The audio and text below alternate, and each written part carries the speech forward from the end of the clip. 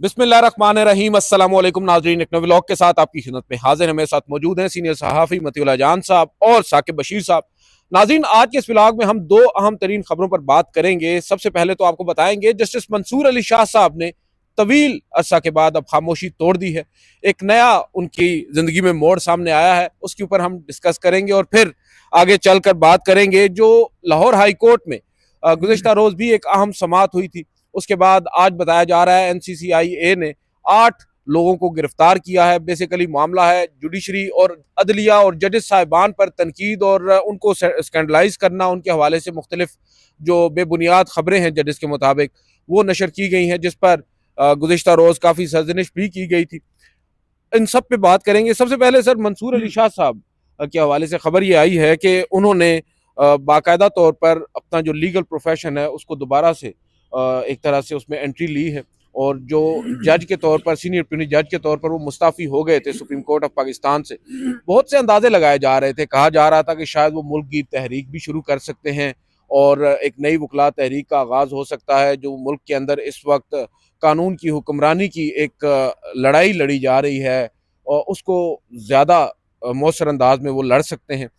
लेकिन अब अचानक से जो खबर आई है वो ये आई है कि जस्टिस मंसूर अली शाह ने जो लोकल और इंटरनेशनल आर्बिट्रेशन है, मीडिएशन है, उसका काम शुरू किया है। और साथ साथ वो बता भी रहे हैं कि अब वो मुख्तलिफ जो इंटरनेशनल यूनिवर्सिटीज़ हैं, एक तो लाहौर की लम्स और फिर येल यूनिवर्सिटी है, यूनिवर्सिटी ऑफ पेंसिल्वेनिया है, वहाँ पर भी वो एज लेक्चरर जो हैं, प्रोफेसर के तौर पर वहाँ पर उनकी खिदमात दे रहे हैं। और इसके अलावा भी अब वो दस्तियाब होंगे अपॉइंटमेंट के लिए लोकल और जो इंटरनेशनल आर्बिट्रेशन है उसकी। ये एक मैसेज उनकी जानिब से उनके करीबी लोगों को भेजा गया है। तो इसको आप कैसे देख रहे हैं, इस स्टेप को? क्या ये आपके लिए एक सरप्राइज था? क्योंकि अंदाज़ा तो ये था हमें भी कि वो अब ज़्यादातर जो है आर्बिट्रेशन की तरफ ही जाएंगे और लेक्चरशिप की तरफ जाएंगे। अदील, पहली बात तो ये है कि हमें यह समझने की ज़रूरत है कि जो सुप्रीम कोर्ट का रिटायर्ड जज होता है वो पाकिस्तान की किसी अदालत में बतौर वकील प्रैक्टिस नहीं कर नहीं कर सकता, सकते। उसको इजाज़त नहीं है, लीगल प्रैक्टिशनर्स एक्ट देता है। दूसरी बात यह है कि जो हाई कोर्ट का भी जज होता है, जब वो जिस हाई कोर्ट से रिटायर होता है वो उस हाई कोर्ट में प्रैक्टिस नहीं कर सकता और वो दीगर हाई कोर्ट्स में प्रैक्टिस कर सकता है। तीसरी बात यह है कि जस्टिस मंसूर अली शाह जो कि सुप्रीम कोर्ट से रिटायर हुए हैं, वो बतौर सुप्रीम कोर्ट जज आर्बिट्रेशन के तौर पे उनकी खिदमात ली जा सकती हैं। ये आर्बिट्रेशन क्या होती है कि जो बड़ी बड़ी मल्टीनेशनल कंपनीज होती हैं या बड़े इदारे होते हैं जो हुकूमत से मुआहदा करते हैं या आपस में मुआहदा करते हैं, तो वो मुआहदे के अंदर एक शिक डाल देते हैं कि अगर कोई तनाज़ा खड़ा होता है तो हम आर्बिट्रेशन के ज़रिए इस तनाज़े का हल करेंगे। ये हर मुआहदे में एक शिक होती है जिसको आर्बिट्रेशन क्लॉज कहते हैं। और उसके अंदर, उस आर्बिट्रेशन के अंदर उन्होंने ये भी तय कर दिया होता है मुआहदे में कि आर्बिट्रेशन के लिए किस वकील को, किस साबिक जज को या किस को तैनात किया जाएगा। और दोनों जो फ़रीक़ैन हैं वो अपना अपना नाम देते हैं, फिर आपस में किसी एक नाम पे इत्तफ़ाक़ होता है तो वो आर्बिट्रेशन के लिए तैनात कर दिया जाता है। और आम तौर पे ये सुप्रीम कोर्ट के रिटायर्ड जजेस जो हैं इनको आर्बिट्रेशन के लिए, और ख़ास तौर पे ऐसे जजेस जिनका एक मखसूस लॉ के अंदर, जैसे कोई इंटरनेशनल लॉ के अंदर जिसकी महारत है, किसी की टैक्स के लॉ के अंदर महारत है, किसी की सिविल में है, किसी की सिविल में ये चीज़ें हो सकती हैं, लेकिन क्रिमिनल के अंदर हाँ जी, आर्बिट्रेशन का वो नहीं है क्योंकि वो फिर क्रिमिनल जस्टिस सिस्टम एक अलग से है। कॉन्स्टिट्यूशनलिज्म भी है तो ना। ये कानूनी एतबार से जो जस्टिस मंसूर साहब ने किया है वो बिल्कुल दुरुस्त है। और सिर्फ एक चीज़ और कानूनी इसमें एतराज़ हो सकता है कि जो लैंग्वेज है, जो पैगाम शेयर किया गया है, उसके अंदर जिस तरीके से उन्होंने अपनी सर्विसेज को ऑफ़र किया है, मेरे ख़्याल में वकला जो हैं आम तौर पे किसी किस्म की अपनी खिदमात की इश्तिहारबाजी नहीं करते, बल्कि लीगल प्रैक्टिशनर्स एक्ट का जो रूल 135 है उसमें वकला पे सख्ती से पाबंदी है कि वो किसी बिल बोर्ड के ज़रिए या किसी इश्तिहारी कैंपेन के ज़रिए अपने ऑफिस को या अपनी खिदमात को वो एडवर्टाइज़ करें। बट तो ये आफ्टर रिटायरमेंट, पोस्ट रिटायरमेंट, उन्हें अपने जो करीबी लोग हैं उनको बाबर तो बताना तो है, उनको ये आगाह आपकी तो बात करना है। ठीक है, ये आपकी बात ठीक है। करीबी लोगों को वो आगाह करने की मेरे ख़्याल में ज़रूरत नहीं है। उनके करीबी लोग जो हैं ज़्यादातर कानून से अच्छी तरह वाकिफ़ हैं। और आम तौर पे जो जजेस होते हैं सुप्रीम कोर्ट के रिटायर्ड, वो अपनी आर्बिट्रेशन की खिदमात जो हैं पब्लिसाइज़ किए बगैर भी वो करते हैं और उनकी अवेलेबिलिटी होती है, लोग जानते हैं। तो उनको इस तरह मैं समझता हूँ कि शायद एडवर्टाइज़ करने की ज़रूरत ही नहीं थी। जस्टिस मंसूर बहुत वेल नोन जो है जूरिस्ट हैं और बैन-अ-क़वामी कॉन्फ्रेंस में भी शरीक होते रहे हैं और उनको सिर्फ ये जानना उनके लिए ज़रूरी है कि वो अब रिटायर हो चुके हैं। तो जो सर्कल है कानूनदानों का, जूरिस्ट का, वो अच्छी तरह जानता है कि जस्टिस मंसूर जो हैं उनकी कौन-कौन सी फ़ील्ड में स्पेशलाइज़ेशन है। तो अगर वो ये ना करते तो वो ज़्यादा मुनासिब होता, लेकिन ठीक है, अब आई डोंट नो कितने लोगों को किया है, सिर्फ आपको आया होगा, मुझे आया होगा मैसेज, लेकिन मेरा ख्याल है जो लैंग्वेज है वो लैंग्वेज भी बड़ी डिफरेंट हो सकती थी। अब रहा सवाल के जो तवक्कुआत थी आपकी कि वो कोई मुहिम चलाएँगे। मेरी नहीं थी सर, ओवरऑल पब्लिक की थी सर। मेरा मेरा ख्याल ये है कि जस्टिस मंसूर ने चाहे वो मुहिम चलाएँ या कुछ भी चलाएँ और पहले भी जो वकीला मुहिम चलाते रहे, इसका ये मतलब हरगिज़ नहीं था कि उन्होंने अपनी वकालत छोड़ दी। बिल्कुल। अब चूँकि उन्होंने अपनी वकालत नहीं छोड़ी, तो जस्टिस मंसूर जो है वो अपनी आर्बिट्रेशन वो छोड़ तो नहीं सकते। तो ये और बात है कि हमारी ये तवक्को है कि जस्टिस मंसूर जो है आने वाले वक्तों में आर्बिट्रेशन भी करें, सब कुछ करें, मगर जो वकला की बार की तंजीमें हैं उनके साथ अपना जो इंटरेक्शन है उसको बढ़ाएं और उनकी जो एक्सपर्टीज़ है ख़ास तौर पे कॉन्स्टिट्यूशनल लॉ के हवाले से वो अपने जज्बात का इजहार बिल्कुल वैसे ही करें जैसे वो बतौर सुप्रीम कोर्ट जज अपने खतूत में करते रहे हैं। तो उन इश्यूज़ को डाई डाउन ना होने दें और उन इश्यूज़ को लेके अभी भी वो सब कुछ करें, मगर जो यंग वकला हैं, जो सीनियर वकला हैं और जो बार की तंजीमें हैं, वहाँ पे अपनी एंगेजमेंट मुझे यकीन है कि उनको जब भी दावत आएगी वो ज़रूर अपनी सर्विसेज जो हैं उनके लिए भी वो डेडिकेट करेंगे। मगर इसमें मामला ये हो जाता है कि जब आर्बिट्रेशन होती है तो उसमें गवर्नमेंट भी फ़रीक होती है, कभी-कभी प्राइवेट पार्टीज़, बड़ी-बड़ी मल्टीनेशनल पार्टीज़ होती हैं, स्टेक्स बहुत हाई होते हैं और जो आर्बिट्रेशन की फ़ीस होती है वो भी फ्रीकेन मुकर्रर करते हैं। तो उसमें अगर गवर्नमेंट को जब पता चलेगा कि जस्टिस मंसूर साहब दस्तयाब हैं आर्बिट्रेशन के लिए, तो ज़ाहिर बात है गवर्नमेंट के पास भी काफ़ी वसाइल होते हैं, तो उनकी कोशिश यही होगी कि जस्टिस मंसूर साहब जो हैं वो सिर्फ आर्बिट्रेशन ही करें और कुछ भी ना करें। तो इसमें एक और चीज़ मुझे बताइएगा थोड़ा-सा लीगल साइड पे एक रोज़ पहले भी हमारी बात हो रही थी एक और आम शख्स से, तो वो बता रहे थे कि जो गवर्नमेंट साइड होती है उसको अगर आपकी खिदमात दरकार होती हैं तो आपको बगैर पेमेंट के काम करना पड़ता है, तो ये आर्बिट्रेशन भी उसमें आएगी? नहीं, आई डोंट नो, मुझे इसके बारे में इल्म नहीं है, मगर मैं इतना जानता हूँ कि गवर्नमेंट भी अगर किसी के साथ मुआहदा करती है और आर्बिट्रेशन क्लॉज नहीं, अगर वो रिटायर्ड जज है सुप्रीम कोर्ट का, क्योंकि वो पेंशन ले रहे हैं ना। नहीं, बिल्कुल ठीक है, लेकिन आर्बिट्रेशन जो है वो मुआहदे के तहत होती है और सही वो मुआहदा जो है वो प्राइवेट होता है, चाहे उसमें एक फ्री गवर्नमेंट ही क्यों ना हो। तो वो जो मुआहदा है उसकी कॉन्ट्रेक्चुअल ऑब्लिगेशन के तहत आर्बिट्रेटर को दोनों फ्रीकेन फीस कंट्रीब्यूट करते हैं यस, और वो देते हैं और जितनी बड़ी कंपनी होगी उतनी बड़ी फीस होगी। बिल्कुल।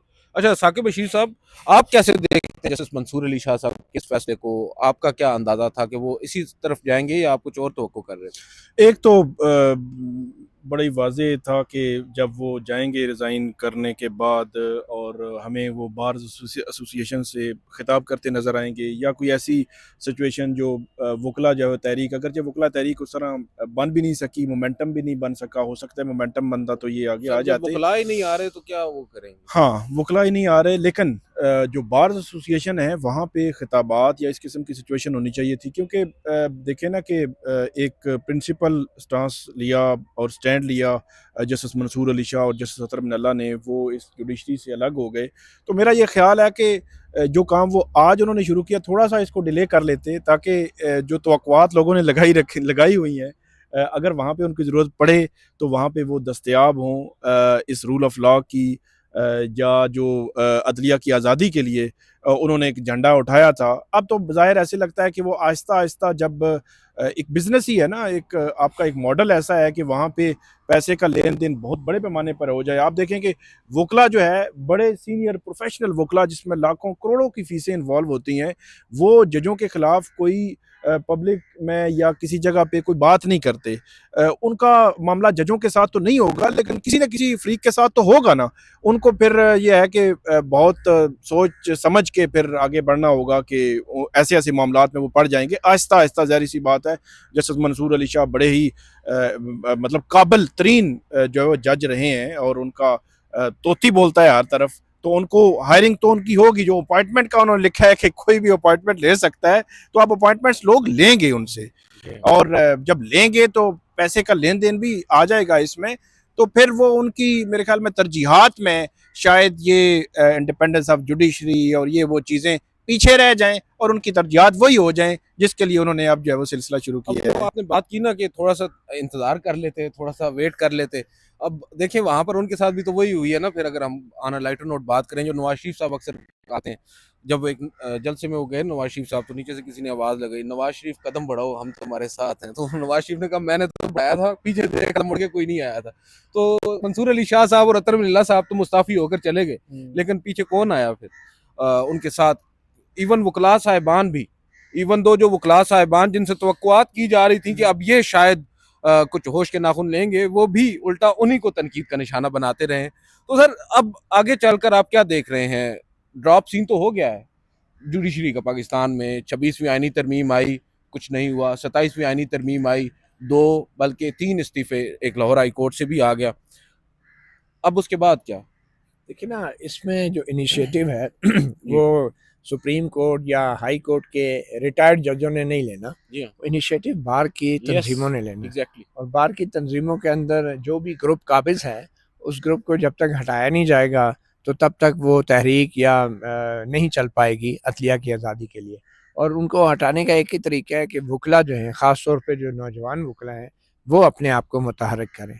तो इसके लिए मैं समझता हूँ कि जस्टिस मंसूर अली शाह, जस्टिस अतर मिनल्ला जो हैं, या इवन जो सिटिंग जजेस हैं हाई कोर्ट के, उनको चाहिए कि बार के वकला के साथ वो उनके साथ इंगेज अपने आप को करें और नौजवान वकला को बताएं इस सारी सूरत हाल में वो क्या सोच रहे हैं। सिटिंग जस्टिस मंसूर को कोड ऑफ कंडक्ट के बाद थोड़ा सा टाइट हो नहीं, गया है मेरे ख्याल काम। में वो बार एसोसिएशन के हवाले से तो इतना टाइट नहीं है। नहीं, वो किस और हद तक बात कर सकते हैं वो ये एग्जैक्टली इम्पोर्टेंट है। लेकिन ये है कि इन इश्यूज के ऊपर जजेस को अपने तौर पे बार के लेवल पे अपने फैसलों के डिस्कशन, जरिए भी तो कर सकते अपने हैं। फैसलों, बल्कि अपने बार के साथ एंगेजमेंट में कोई वो नहीं है। मेरा नहीं ख्याल कि और कोड ऑफ कंडक्ट में कोई ऐसी बात लिखी हुई है कि वो बार के साथ नहीं कर सकते हैं और बाकी जगहों पे नहीं कर बार के सकते। साथ भी अब वो देखें मेरा जहाँ पर मीडिया आ क्योंकि जाए आपने ना। देखा है कि बहुत सारी यहाँ पे जो यहाँ पे कोई तकरीबात हुई हैं तो जज तो आप कतराते हैं कि मीडिया के साथ बात भी की तो ये ना हो कल पता चल सर जाए देखे साहब जजेस तो आप कि रिटायर्ड जजेस भी ultimately- कतराते हैं। अब तो मसला ये हो गया। अल्टीमेटली जब ये बार्स की तकरीबात में जाएंगे तो वहाँ पे मीडिया भी होगा, वो ओपनली बात तो करेंगे। अगर वो फर्ज करें 26वीं और 27वीं यानी तरमीम पे कमेंट कर देते हैं, जो चीज़ें चल रही हैं उस पर कमेंट कर देते हैं, तो वो फिर कोड ऑफ कंडक्ट के उसमें नहीं, मेरा ये ख्याल है कि जो कोड ऑफ कंडक्ट है उसमें कहा गया था कि जो इंडिविजुअल लॉयर्स हैं उनकी किसी दावत पे या उनकी मेज़बानी में जो सिटिंग जजेस हैं वो अटेंड नहीं करेंगे। और इवन के जो एम्बेसीज हैं, जो फॉरेन मिशंस हैं, वो भी नहीं करेंगे। प्राइवेट तकरीबात में भी अवॉइड करेंगे, क्योंकि प्राइवेट तकरीबात में फैमिली मेम्बर्स आ जाते हैं, बहुत पुराने बचपन के दोस्त आ जाते हैं, अवॉइड करेंगे हत्तल वसा। लेकिन ये पाबंदी नहीं है कि वो बार काउंसिल या बार एसोसिएशन की तकरीब में वो नहीं बात कर सकते, क्योंकि ये हमेशा से एक असूल रहा है कि बार और बेंच जो है वो अदलिया की गाड़ी के दो पहिए हैं। ठीक है, तो इसलिए ये कह देना ये तो मुमकिन नहीं है। मैं सिर्फ ये कह रहा हूँ कि जस्टिस मंसूर अली शाह जो हैं उनको एक काम कम से कम ज़रूर करना चाहिए जिसमें वो, मैं समझता हूँ, बेहतर हैं, और वो है आइनी मामलात के ऊपर उनको तसलसल के साथ लिखना चाहिए। तहरीरें करनी जी, चाहिए, रिसर्च करनी चाहिए, आर्टिकल्स लिखने चाहिए, और बार के साथ, बार की तंजीमों के साथ जो है अपने आप को एंगेज, बल्कि लॉ कॉलेजेस में उनको विजिटिंग लेक्चरर के तौर पे नौजवान वकला जो लॉ के स्टूडेंट्स हैं उनके साथ अपने आप को एंगेज रखना चाहिए। और हत्ता कि जो जुडिशल एकेडमी है, जैसे फेडरल जुडिशल एकेडमी है, यहाँ पे भी सुप्रीम कोर्ट के वहाँ पे तो जो साबिक बड़े साहब जजेस हैं, कहेंगे तो ही वो आएंगे। वो कहें ना कहें, लेकिन ये एक एवेन्यू तो ओपन है। आज कोई है, कल कोई होगा। तो मेरे ख्याल में अपने आप जब को, उनको मौका मिले उनको आना चाहिए। I think it's time to pay back yes. The legal profession.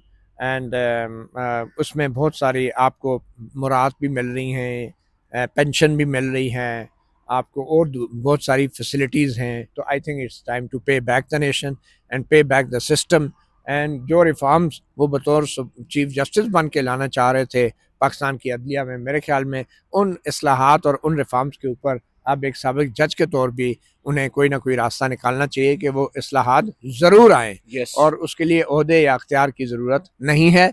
और ख़ास तौर पे जस्टिस मंसूर अली शाह जैसी जो शख्सियत है, जिनका एक आलमी सतह पे भी बड़ी रिकग्निशन है, एक नाम है, मुझे ये लगता है कि उनको एक फ़ोरम ऐसा ज़रूर बनाना चाहिए जहाँ पे तसलसल के साथ जो है इन तमाम अदालती इस्लाहात के ऊपर एक प्राइवेट सतह पे बहस होनी चाहिए और तहकीक होनी चाहिए। वैसे ये भी कितना बड़ा अलमिया है, चैनल पे लाइव होना चाहिए सब हाँ कुछ। बिल्कुल। एमजे टीवी को राइट्स मिलने चाहिए। बल्कि राइट्स ओपन कर दें, ये हाँ। बड़ा मतलब देखिए ना, डिजिटल वर्ल्ड है तो इस डिजिटल वर्ल्ड को वो इस्तेमाल कर सकते हैं। जिस तरह मतीउल्लाह जान साहब आपने एक तजवीज़ दी कि आप बिठाएं और वहाँ पे लेक्चर डिलीवर करें, बताएं लोगों को, चे जाए कि बाहर अगर बुलाती हैं या नहीं भी बुलाती, और वो यूट्यूब पर ओपन सोर्स हो, और मेरे ख्याल में ओपन सोर्स से वर्ल्ड वाइड वो इतनी एक्सेस ले लेंगे जितना मेन स्ट्रीम मीडिया भी नहीं कर सकता। सुप्रीम कोर्ट की वेबसाइट से उनके ज्यादा व्यूज होंगे। बट स्टिल एक चीज बड़ी इंपॉर्टेंट है ना, देखें इस मुल्क के अंदर हम जस्टिस मंसूर अली शाह साहब, उनकी एक पूरी लेगेसी है, वो रहे हैं सीनियर प्यूनी जज, इससे पहले लाहौर हाई कोर्ट के चीफ जस्टिस रहे हैं, और आज भी इवन दो उनके नाकदीन ये समझते हैं कि एक बहुत बड़ा लॉस है जुडिशरी को, पाकिस्तान की जुडिशरी को। हमारी बदकिस्मती आप देख लें, हमारी रियासत की बदकिस्मती देख लें कि एक ऐसा शख्स, उसको हमने गंवा दिया, मगर अब आलमी इदारे जो हैं उनको दावत दे रहे हैं, वहाँ पर वो उनको इज्जत और एहतराम मिल रहा है जो अपने मुल्क में बदकिस्मती के साथ नहीं मिल सका, और अगर यहाँ पर वो मिलता तो शायद बहुत सी तब्दीलियाँ रोनुमा हो जाती। मुझे क्विकली ये बता दीजिएगा, क्या स्टेटस है इस्लामाबाद हाई कोर्ट के उन जजेस साहिबान का? क्या उन्हें ट्रांसफ़र किया जा रहा है, वो जो 5 जजेस साहिबान थे, या अब वो ट्रांसफ़र अब 4 हो गए हैं? बल्कि अभी तक तो इतलात यही थी कि जनवरी 30 को कोई इजलास होने जा रहा है, या आइंदा चंद रोज़ में कोई इजलास होने जा रहा है, कि जिसमें अभी तक ज़ाहिर सी बात है कोई नोटिफिकेशन नहीं आया, कोई सर्कुलर नहीं आया कि कुछ होगा ट्रांसफ़र के लिए। लेकिन एक चीज़ तो बड़ी वाज़ेह और तय है कि ये जो आर्टिकल 200 में जो तरमीम की गई है वो इन्हीं के लिए की गई है ना। इन्हीं की रजामंदी या इनकी मर्जी पहले ले जाना ज़रूरी था, लेना जो है वो ज़रूरी था, तो अब वो ख़त्म कर दी गई है। लेकिन अगर दूसरे एंड पर देखा जाए तो इन जजेस के पास कोई केसेस नहीं लग रहे। अब जस्टिस सरदार एजाज शाह खान वो 3 माह छुट्टियों पे हैं, यानी कि वो मार्च में आएंगे। जस्टिस बाबर सत्तार और जस्टिस समन रफ़त इम्तियाज़ उनके सिंगल बेंचेस नहीं है, और वो डिवीज़न बेंच उनका सिर्फ टैक्स के मैटर्स में, मखसूस टैक्स के मैटर्स में। जहाँ तक बात है जस्टिस कियानी, वो एक वाहिद हैं जो सिंगल बेंच सिर्फ कर रहे हैं, उनका डिवीजन बेंच भी नहीं है।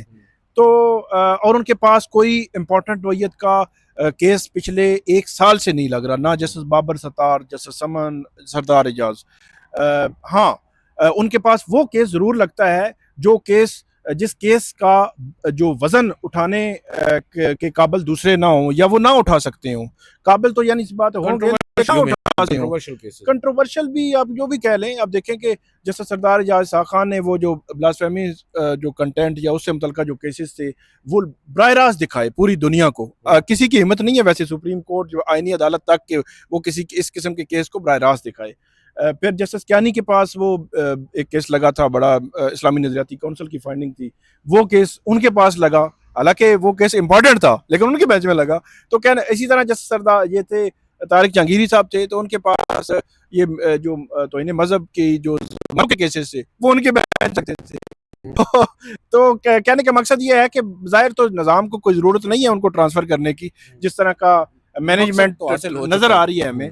तो बाकी ये है कि हो सकता है किसी की ख्वाहिश हो कि नहीं नहीं हमने भेजना ही भेजना है, लेकिन एक चीज़ तो है कि ये पेशावर में तो ये नहीं जा सकते, बलोचिस्तान में अगर जाएंगे कियानी साहब नहीं जा सकते क्योंकि कियानी साहब सबसे सीनियर हो जाएंगे वो चीफ जस्टिस से भी। तो बाकी जजेस जा सकते हैं उनको ट्रांसफ़र, लेकिन बलोचिस्तान में अगर इनको भेजेंगे तो वो सारे सीनियर प्यूनी जज होंगे क्योंकि उनके चीफ जस्टिस सिर्फ 2013 के हैं, बाकी सारे इन जजेस से जूनियर हैं, चारों जजेस से। बाकी सिंध और लाहौर रह जाता है, लाहौर हाई कोर्ट।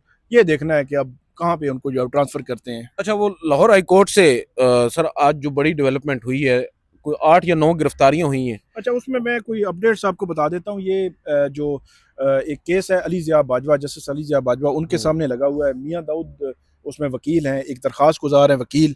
उनकी जानिब से ये रिक्वेस्ट की गई थी कि अदलिया के ख़िलाफ़, अदलिया के वक़ार को मजरूह करने के लिए कोई तौहीन हमें कोई गैर मुनासिब जो है वो चीज़ें शेयर की जा रही हैं, तो जो इसमें मुलविस लोग हैं उनके खिलाफ कार्रवाई का हुक्म दिया जाए, या NCCIA ऐसा कुछ नहीं कर रही।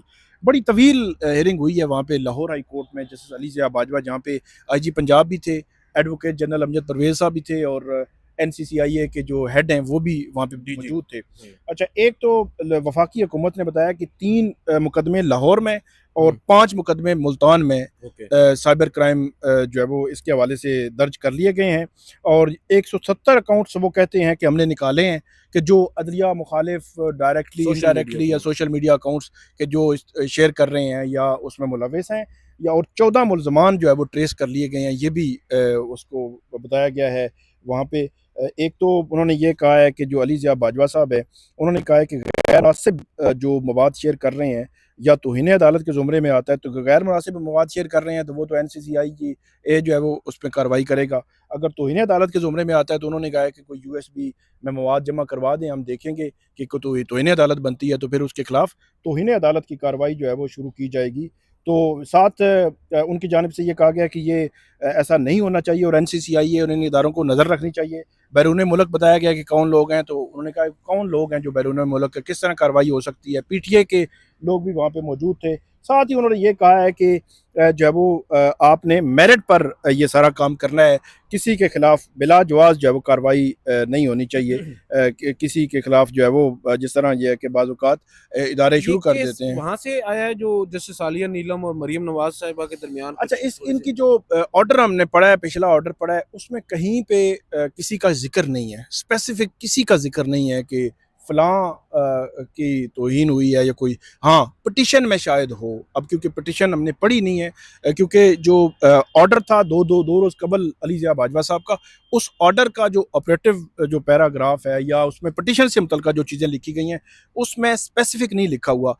अब जो पिटिशन है उसमें एनेक्स्चर्स हैं, हो सकता है उनमें हो या ना हो, ये आइडिया नहीं है कि स्पेसिफिक। मतलब ये कहीं PTI वालों को तो फिक्स करने का एक नया तरीका नहीं आ गया? देखिए, जिसको भी फिक्स करना है, कानून बनाया जाता है किसी मकसद के लिए। अब जो पीका का कानून है उसमें FIA को एक अख्तियार दिया गया है कि FIA के जो बड़े दिमाग हैं वो अपना दिमाग लड़ाएं, एप्लीकेशन ऑफ माइंड करें, और उनके पास जो मुतासरीन हैं वो जब आएँ तो उन मुतासरीन की शिकायत के ऊपर FIA वाले कार्रवाई करें। अब यहाँ पे हमें देखने को ये नज़र आ रहा है कि जो हाई कोर्ट है, हाई कोर्ट के कुछ जजेस जो हैं वो जिसको कहते हैं ना मुद्दई सुस्त और जज चुस्त, ये गवाह नहीं इधर जज चुस्त है।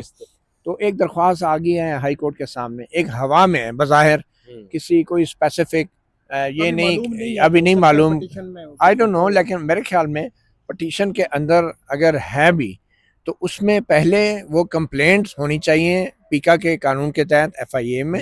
हाई कोर्ट को इस तरह के स्वीपिंग ऑर्डर्स जो है ना, वो ब्लैंकेट ऑर्डर्स नहीं देने चाहिए कि फड़ लो, लटका दो, टंग दो, और ये जो करते हैं गलत करते हैं। ये तो वैसे ही है जैसे कोई हाई कोर्ट से कोई जज कल किसी दरख्वास्त के ऊपर ऑर्डर करके कि डाकुओं को गिरफ्तार किया जाए, चोरों को ना छोड़ा जाए। भाई ये तो आइन में लिखा है, कानून में लिखा है। आपकी तरफ से जब आप रिटर्न ऑर्डर बतौर जज हाई कोर्ट इस तरह के जुमले लिखेंगे अंग्रेजी में, तो FIA वाले आपके उस ऑर्डर का अब्यूज़ करेंगे, नाजायज़ इस्तेमाल करेंगे, अपने मुखालफिन के खिलाफ मुकदमे दर्ज करेंगे, और जब वो मुखालफिन हाई कोर्ट में आएंगे कि हमारे खिलाफ नाइंसाफ़ी हुई है, तो फिर वो हाई कोर्ट का जज जो है उसको ये कहा जाएगा FIA की तरफ से या NCCIA की तरफ से कि भाई आपने ही हुक्म दिया था कार्रवाई करें, अब हम कार्रवाई कर रहे हैं तो आप हमें पूछ रहे हैं कि क्यों की है। तो मेरा नहीं ख्याल कि जज साहब को इस तरह के स्वीपिंग ऑर्डर देने चाहिए, इस तरह के ब्लैंकेट ऑर्डर्स देने चाहिए जिसकी वजह से फंडामेंटल राइट्स जो हैं लोगों के मुतासर हों। हाई कोर्ट के जज को सिर्फ उस वक्त इंटरवीन करना चाहिए कि जब मिसाल के तौर पे कि कोई शहरी दरख्वास्त करता है कि मेरे खिलाफ किरदार कुशी हुई है और पीका के तहत FIR FIA NCCIA नहीं काट रही, फिर वो 22A में जाएगा, 22A के बाद रिवीजन में हाई कोर्ट आए तो हाई कोर्ट पूछे कि यार इस केस के अंदर शिकायत करंदा ये कह रहा है, मुल्ज़िम ये हैं, एविडेंस ये है, तो आप FIR क्यों नहीं काट रहे। तो हाई कोर्ट का ये काम नहीं है कि इस तरह के वो खुतबे दें अपनी अदालती अख्तियारात का इस्तेमाल करके। हाई कोर्ट का काम है कि शिकायत कुनंदा की जो शिकायत है, जो शवाहिद हैं कुछ, उसकी रोशनी में सरकार के इदारों को हुक्म दे कि आपने कानून के तहत ये कार्रवाई करनी थी, इस प्रोसेस को शुरू करना था। लेकिन आप तो यहाँ जैसे मेंबर पे मौलाना साहब बैठे हैं, फतवे लगाई जा रहे हैं। भाई आइन में लिखा है कि अदलिया के खिलाफ, आर्म फोर्सेस के खिलाफ जो है वो नहीं कोई हर्जा सराई कर सकता, आइन में लिखा है। तो आप बार बार ऑर्डर में लिख के FIA वालों पे दबाव डाल रहे हैं कि पढ़ जाओ जो भी हमारे खिलाफ बात करता है। भाई जरूरी नहीं है कि हर अदलिया के खिलाफ की गई बात जो है वो तौहीन अदालत के जुमरे पे आए, जरूरी नहीं है कि वो हर अदलिया के ऊपर की गई तनकीद जो है उसके ऊपर NCCIA जो है वो एक पर्चा काट दे और गिरफ्तारी कर ले। तो मुझे लगता है कि अली ज़िया बाजवा साहब जो हैं बड़े मुअज़्ज़ज़ जज हैं, मैं कुछ उनके हवाले से अब क्या कहूँ, वो तो पहले ही मुझे बड़े नाराज़ और गुस्से में लगते हैं। तो ये अली ज़िया बाजवा साहब को इस तरह के स्वीपिंग ऑर्डर्स नहीं देने चाहिए, जिससे आइन के आर्टिकल 19, आर्टिकल 19A और राइट टू लाइफ और फेयर ट्रायल के जो हकूक है वो मुतासर होंगे। अली ज़िया बाजवा साहब के इस ऑर्डर को पढ़ के NCCIA ने 50-100 बंदों को अगर इस ऑर्डर के बाद गिरफ्तार किया ना, तो हाई कोर्ट किस मुंह से उन बंदों को रिलीफ देगी? उसमें कई लोग होंगे जो मासूम होंगे, कई लोग होंगे जो जैसे आपने कहा PTI के होंगे, सियासी मुखालफिन होंगे। तो क्या हाई कोर्ट के जज को ये जेब देता है कि इस तरह के ऑर्डर पास करे? उनको तो चाहिए था कि भाई आप हमारे पास किस लिए आए हैं, जब हमारे पास अपील आएगी किसी मुल्ज़म की, या जब हमारे पास किसी मुद्दई की अपील आएगी, तो उस वक्त हम केस टू केस बेसिस पे डिसाइड करेंगे ना। इस तरह के मेंबर पे बैठ के आप खुतबे दे रहे हो और फतवे दे रहे हैं कि फड़ लो, टंग दो, कोई अदलिया के खिलाफ नहीं कर सकता। ये अली ज़िया बाजवा साहब मुअज़्ज़ज़ जज के ऑर्डर के बाद अदलिया के खिलाफ तनकीद बंद होगी? क्या वो बंद हो जाएगी तनकीद? नहीं होगी, क्योंकि अदलिया का जो किरदार है वो बिल्कुल सियासी है, इसमें कोई शक नहीं है। और जिस किस्म के फैसले आ रहे हैं, आप ये देखें ना, इस्लामाबाद हाई कोर्ट को देखें, साबिक वज़ीर आज़म की सज़ा मुअत्तली की अपीलें, उसकी अहलिया की अपीलें, उसकी तारीख ही नहीं निकल रही, और आप उधर लाहौर में बैठ के ऑर्डर जारी कर रहे हैं कि कोई जो है अदलिया के खिलाफ बात नहीं कर सकता। भाई कौन सी बात हुई है? आप वो जुमला बताएं, उसके ऊपर आप ऑब्जर्वेशन दें, डायरेक्शन दें। आप एक जनरल बैठ के लोगों में खौफ पैदा कर रहे हैं। एक तरफ CCD है जिसने पंजाब के लोगों को जो है खौफ के में मुब्तला किया हुआ है, और दूसरी तरफ अदलिया में बैठ के ये बिल्कुल वैसे ही ऑर्डर हैं जो CCD ने खौफ पैदा किया हुआ है। इस तरह हाई कोर्ट के मुअज़्ज़ज़ जजेस भी अपने इन ऑर्डर्स के जरिए आवाम में, लोगों में, शहरियों में खौफ पैदा कर रहे हैं। तो मेरा नहीं ख्याल कि ये इस तरह का ऑर्डर देना चाहिए था। इसमें 2 बजे तक एक तो उन्होंने टाइम भी रखा है। हमारी वीडियो जो देखने वाले हैं वो उस वक्त 2 बजे गुजर चुका होगा। 2 बजे दोबारा लाहौर हाई कोर्ट में जो है वो हेयरिंग होनी है, वो सुना जाएगा। 2 किस्म के दो जो वाक़यात हैं वो आपकी नज़र कर देते हैं। यहाँ इस्लामाबाद में भी इस किस्म की दरख्वास्तें आती रही हैं माजी में, इस्लामाबाद हाई कोर्ट में भी, जहाँ पे अदलिया कहीं ना कहीं मुद्दई, अब बज़ाहिर ऐसे लगता है कि अदलिया मुद्दई है। जब अदलिया या हाई कोर्ट मुद्दई होगी, डायरेक्टली ना सही इनडायरेक्टली, तो बात तो वही है ना कि फिर जो सिविल जज है, जो मजिस्ट्रेट है, जो सेशन जज है या हाई कोर्ट का जज है, वो कैसे उसको फिर शफाफ तरीके से उसको मामले को देख सकेगा? जिसने गैर मुनासिब बात की है या उसके दायरे में आता है, उसके खिलाफ कानून के मुताबिक ही कार्रवाई होनी है ना। तो जब मुद्दई जो है वो, माजी में ये हुआ था कि आपको याद होगा, वो एक मिर्जा था जिसने जस्टिस काजी फायज ईसा उनको धमकी दी थी, मिंबर पे बैठकर धमकी दी थी, और उसकी बेल का मैटर आया था इस्लामाबाद हाई कोर्ट में। तो जस्टिस अतर मिनल्ला ने वो ज़मानत इस बुनियाद पर सिर्फ दे दी थी और ये कहा था कि ट्रायल चलाएं, इनके खिलाफ कोई भी सबूत आते हैं, इनके खिलाफ जो कानून के मुताबिक कार्रवाई बनती है वो होगी।